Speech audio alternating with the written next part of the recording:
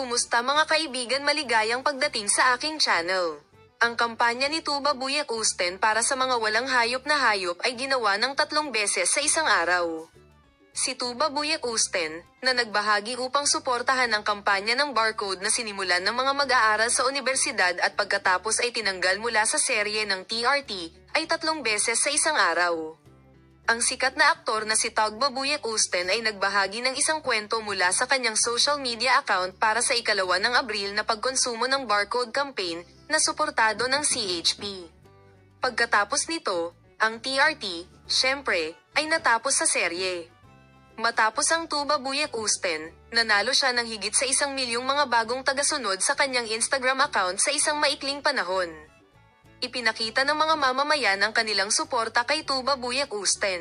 Ang kampanya ng donasyon ay nakakaakit ng higit na pansin. Sa kabilang banda, si Tuba Buyak Usten, na nasa harap ng account ni Tuba Buyak Usten, ay nakakaakit ng pansin ng mga mamamayan. Tuba Buyak Usten, nais kong ipagdiwang ang aking kaarawan na may isang espesyal na kahulugan sa taong ito sa Pebrero. Nais kong suportahan ang inabandunang kaibigan sa relihiyon na naghihintay ng isang pugad sa hardin ng account para sa bagong pagsali sa aking pamilya. At ang mga donasyon ay puno ng kahoy. Sasabihin namin sa iyo ang mga detalye sa paksa, manatili sa track, Palem.